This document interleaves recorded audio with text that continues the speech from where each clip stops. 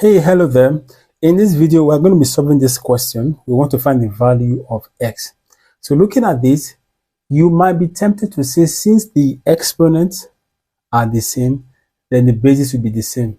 That is not always correct, because if you say x over 2 is equal to 3, because the exponents are the same, and then you decide to cross multiply, you have 1 times x, which is x, and then 2 times 3, which is 6. It just gives you one value of x. But clearly, there are many values of x that will satisfy this equation. So it would be wrong for you to just simply say because the exponents are the same, then the basis will be the same.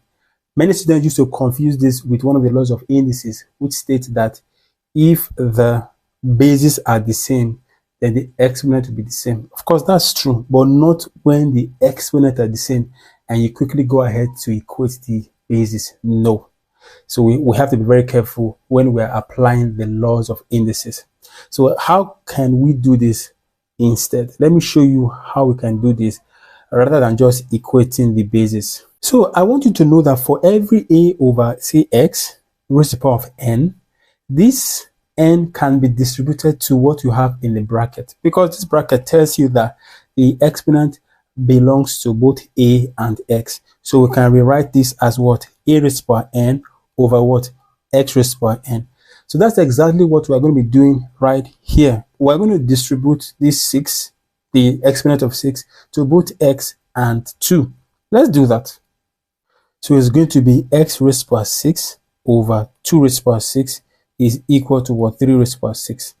What should we do next? I want us to cross multiply. I can write over 1 here, then we just cross multiply. So this is going to be what? X raised to the power 6 is equal to what?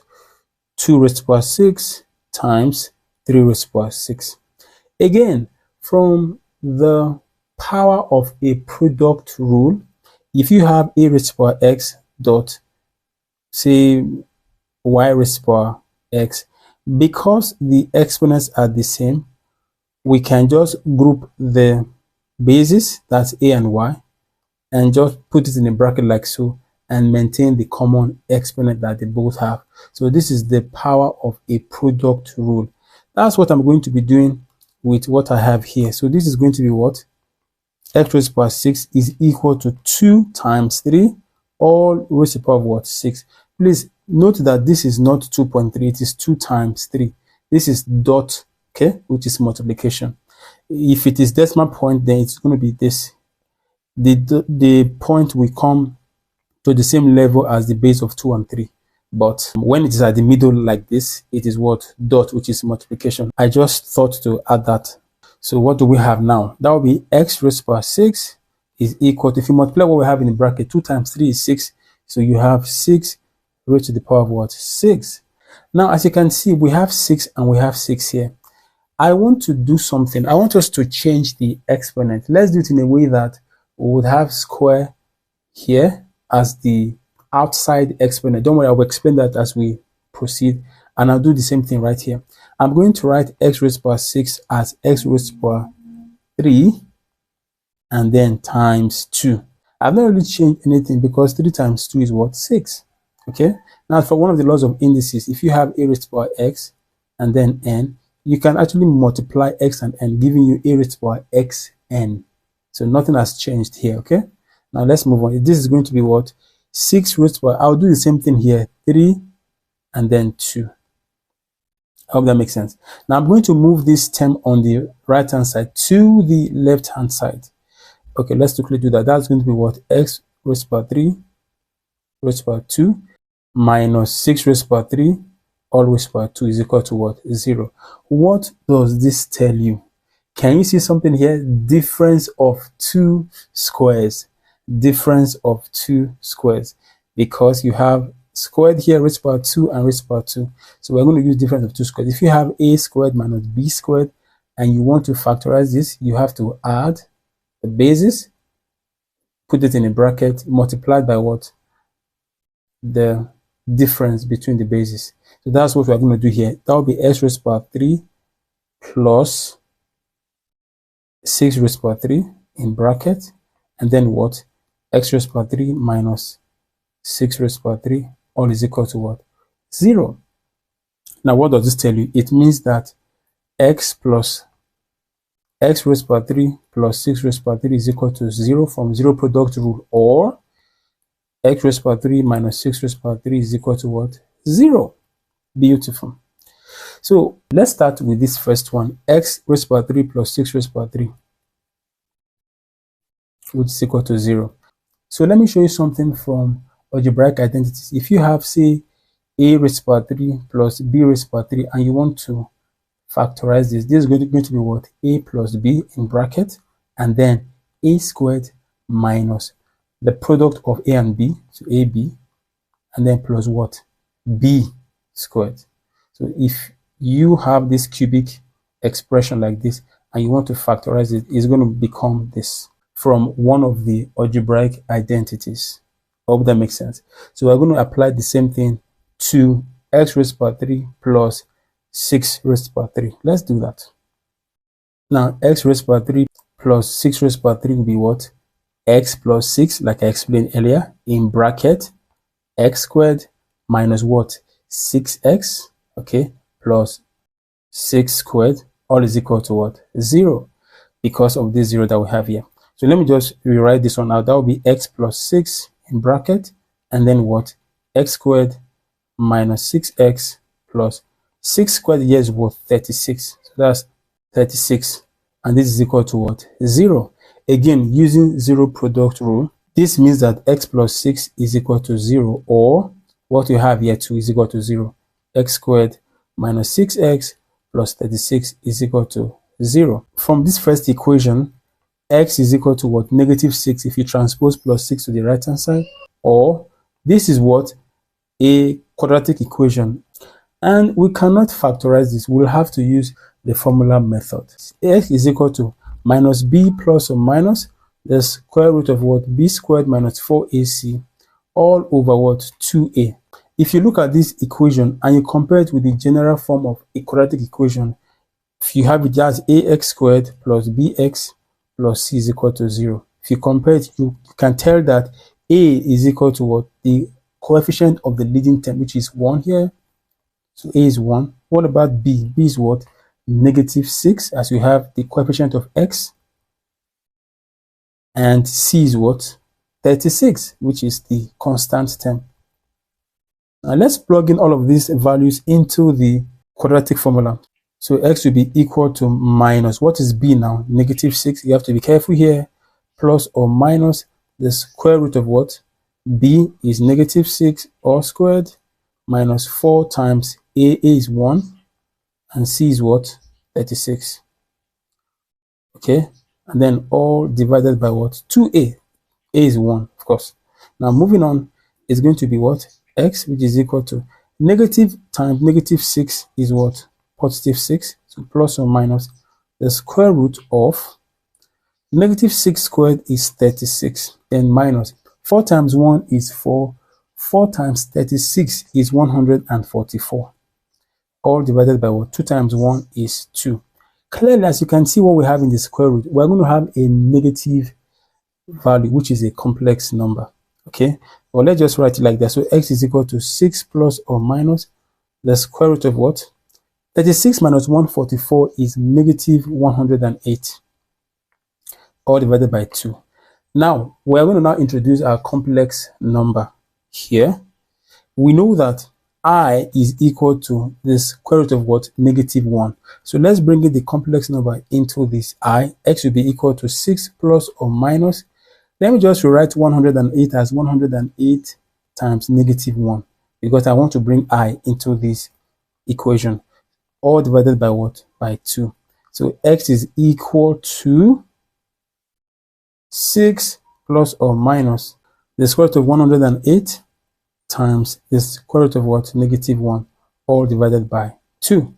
Okay, so here x is equal to, I want to split this 2 to divide 6 and all of this here. Of course it can, but before that, 6 plus or minus 108 can be broken down to what? 36 times 3. 36 is a perfect square times The square root of negative 1 is I, which is a complex number, all divided by what? By 2.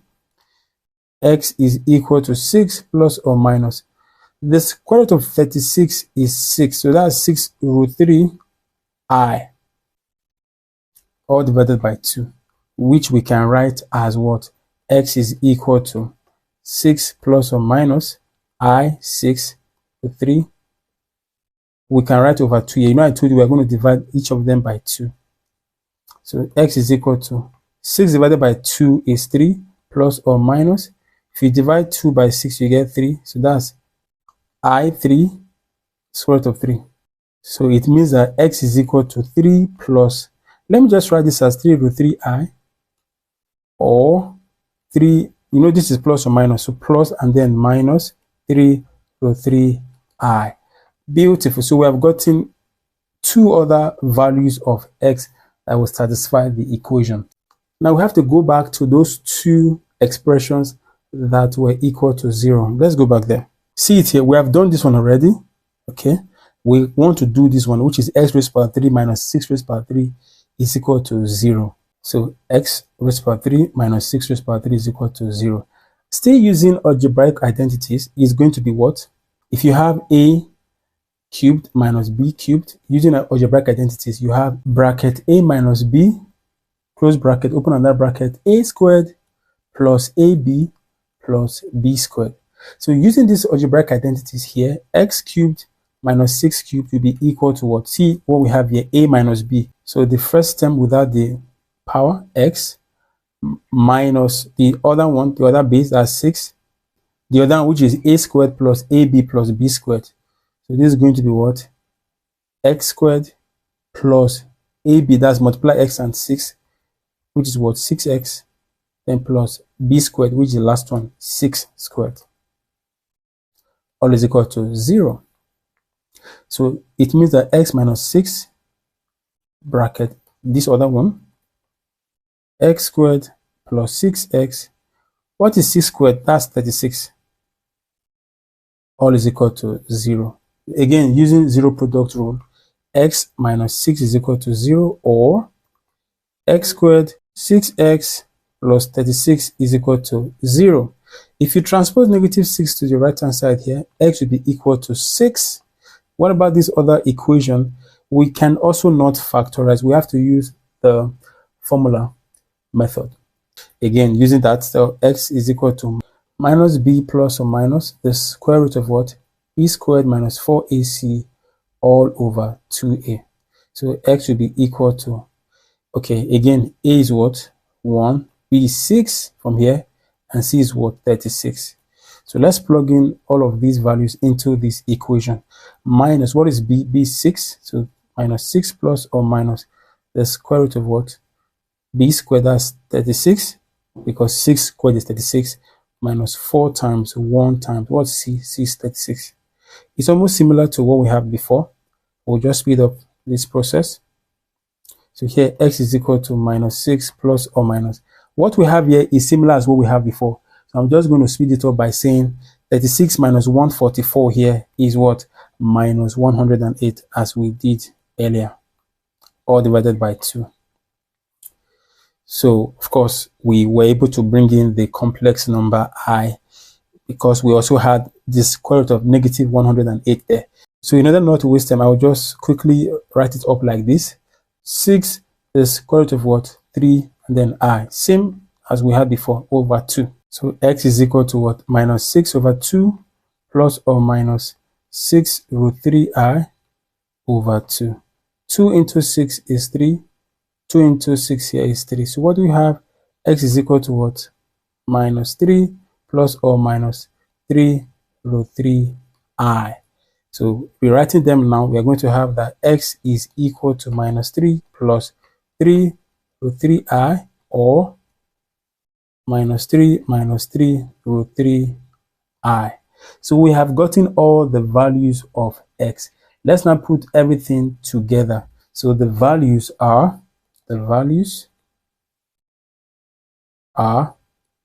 x is equal to 6, one of the values. X is equal to negative 6, another one of the values. And then x is equal to 3 plus 3 root 3I. Then another one, x is equal to 3 minus 3 root 3I. Then another one, x is equal to minus 3 plus 3 root 3I. And then the last one, minus 3 root 3I. So how many values do we have now? We have 2 real values and 4 non-real values. I hope this video was helpful. Kindly subscribe to this channel and share this video to your friends and family. I'll see you in the next one. It's bye for now.